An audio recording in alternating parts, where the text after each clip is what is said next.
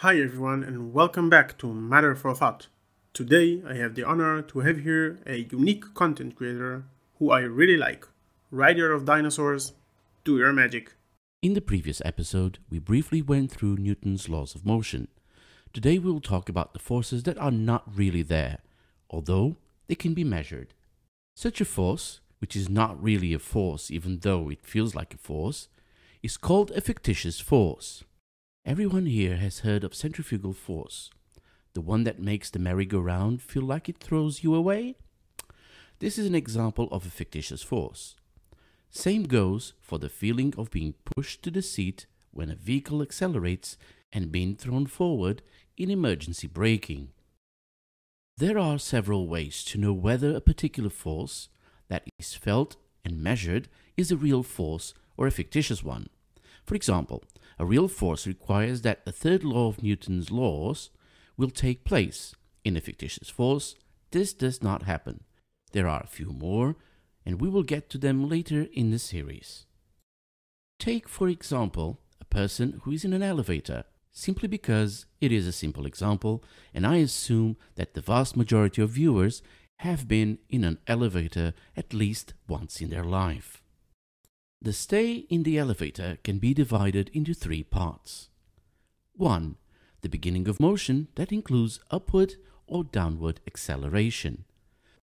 2. The main part of the motion, which is motion at a constant speed. And 3. The end of the motion, which is the deceleration until stop. By the way, in the language of physics, there is no such concept of deceleration, because speed is a relative thing, and we will get to that in the near future. The deceleration, by definition, is an acceleration in the opposite direction to the direction of motion. Suppose the motion is up in the elevator.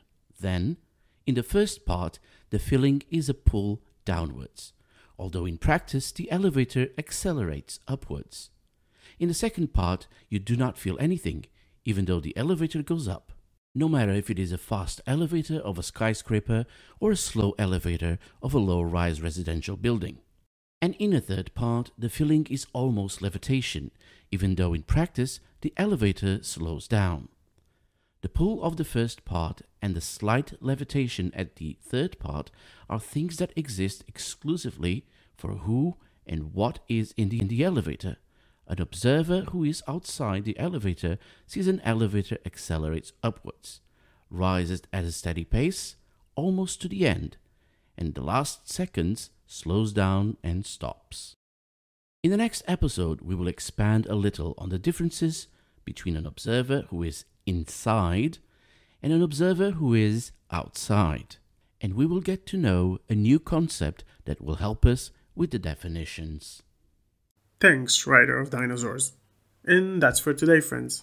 Don't worry if something sounds complicated, it all will become clearer in the next episode. Before I wrap things up, I want to thank my patrons. If you find the content good, a link to my Patreon is in the description. Feel free to like and share, subscribe to the channel, and please leave a comment. I was, as always, rndthinker, and see you in the next video.